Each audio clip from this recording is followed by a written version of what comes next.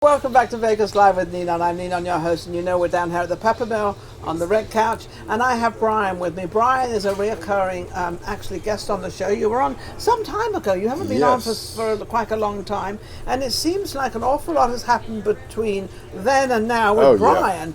You've sort of climbed the ladder, and you've gone in all different directions, and you've actually written a book. Yes. And this book is called Plan for America and the World.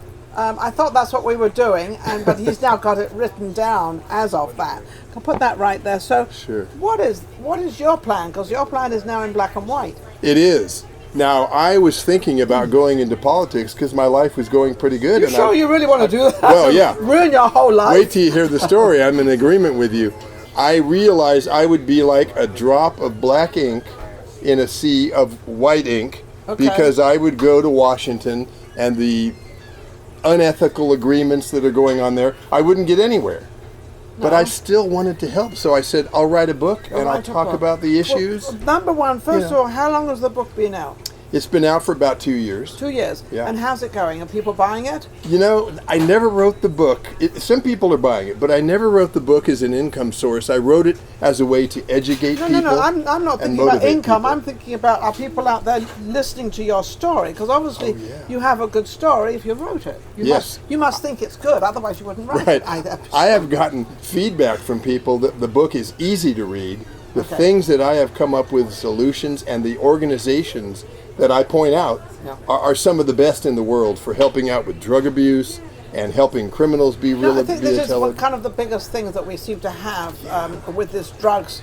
And it's funny because the drugs aren't from America. They're drugs coming in from out. How we could ever allow all these drugs to come in and not know about it. That boggles my mind. Those are the two things that I feel are a danger to America. Well, absolutely. Is the amount of drugs and also the military-industrial complex, because guess what? I even drew a cartoon.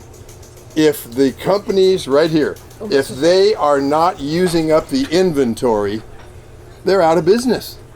So when they get a lot of money, they go to a senator, say, hey, can't you start a little trouble someplace and let's use up some munitions? These companies, they're not making money if they're not selling their product. So I don't want to name the countries where they are because I just don't want to. But so it's different parts of the world. Sure. If not, they're not being able to ship their stuff into our country, they're going to lose business. Well, too bad. And if there aren't conflicts on a regular basis like Vietnam and Korea and now the Middle East, these companies, you see, we opened the genie bottle in World War II. Are we closing the genie bottle? Hopefully. In World War II, we told all these companies, make as many bombs as you can. And then when World War II was over, we said, you can stop now, go back to selling vegetables or whatever. And they said, are you kidding? Hang on a second. We're used to this way of living. So what do we do? Clamp down and go back to the farm? Right. And so now the average person would look at me and you and say, what can I do against, it's billions of dollars. That they make. It's funny what you're talking about. You're talking about billions of dollars, and I was listening to it was a religious program, and and he said life is not all about money. He said the next second you don't live the next second to the next. You don't know what the next second is going to be. Right. So you've got to live life more than living it for how many houses can I own, how many drugs can I buy. We've gone completely out of proportion with whom we are as people. Now, the average person would say, what can I do against $1 billion industry? Well, they can do things. They can listen to the person they might want to vote for and say, what about selling arms to countries? Yeah, but where do you stand on that? But I'm going to say something else. A lot of these politicians come out with, I'm going to cure drugs, I'm going to cure health, I'm going to do this, I'm going to do that. Then they get into office and they don't do any of it. No, because that money is the money that keeps them in office. And so that's something I talk about in my book. We have to get the money out of politics. So what I'm listening to right now is that it is all about money. Now, it's what we call the bottom line. What goes in up here doesn't really matter how it gets there, what it is, anything about it. It's the bottom line of how much money can we make. Right, and it's a danger to our liberties and freedoms, because if we continue to cause wars around the world, the country will start to be... They cause a war to make money. Of course. This shows it right here. We're building up a little bit of inventory. Can you find a way to use some of this? And then what's this one? This one here is talking about the international drug trade. This guy, this poor guy, look at his face. I feel sorry for him. He says this is a tough industry. We have to have new customers all the time because look at the graph here.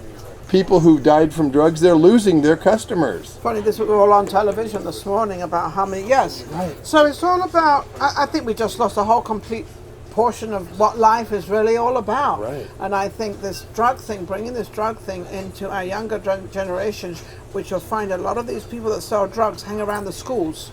So the kids, when they come out of school, what do? They know where that drug person is. Yes, there's two facts there. Kids, young people are the future of this country and any world.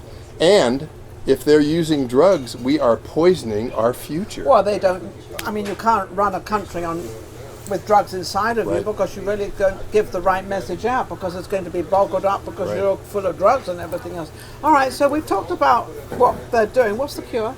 Well, the cure, first of all, with drugs, our best weapon in the war against drugs is education. I believe kids are really smart. If you tell these kids what the drugs will do, that if they want to have a family at some point, that maybe they'll have a baby with defects, maybe they can't hold a job, they're going to go, I'm not using those drugs. No. And so there is an organization, the Truth About Drugs.org. Okay, so we're going back to the school system of America. The school system of America is actually teaching all our children the wrong thing. I'm not going to say whose side's on what because I don't get into politics, but I do know. Don't think I don't know because I do know, but I'm not bringing that up. So we have to be very careful what we teach our children from the time we put them into school, which could be when they're 2 or 3 years old. They can go to kindergarten and then they get into the first grade, second grade and all that stuff. And then they get out of school. But in between this time, between junior high and high school, this is where they're taught the worst thing, correct? Right. And what is so fantastic about these books from the Truth About Drugs, if you tell a teenager, hey, don't use drugs, I'm an adult, I'm telling you what to do, they're going to say, forget you, man. They don't want to know that. These booklets that cover every type of drug are all free, and they don't tell you to not use them. They say this is what the drug will do. Yeah, I think if they explain it a little bit more, because children are very absorbent. They're like sponges. Now, we don't have any time left. So do you want to do a quick one of those? Sure. We'll just do this real quick. We're going to leave on a happy note, okay? Because, but the happy note out there is that we got this out there. That we can do something. Yes, we can see he can't get off it. He doesn't even want to. When I was young, I never worried. I always thought the word would get by. Then they got us involved in a war in Asia. The reason they did was not for our eyes. And you betcha, the youth, they rose in rebellion. Listen to the words. Taken to the streets, exposing the lies. Youth had to be stopped. They were exposing too much.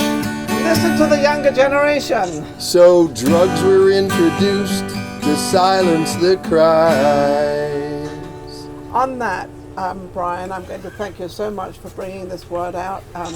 You can do something. You can do something out there. Don't go hiding in the sand. Don't go bury yourself. Don't do any of that. Just be a person and come out there and let's listen to your beliefs. Let's help our younger generation. Whatever happens to our younger generation is our fault. I don't care if you're the mother, the father, the parent, I don't care who you are. Because you're out there, all of you out there have a part in raising our children. Right. And they do, everybody does. Right. Brian, amazing guy, absolutely wonderful. Thank you for watching Vegas Live with Ninon. Thank you for having me Absolutely. on. Yeah. And we'll be right back.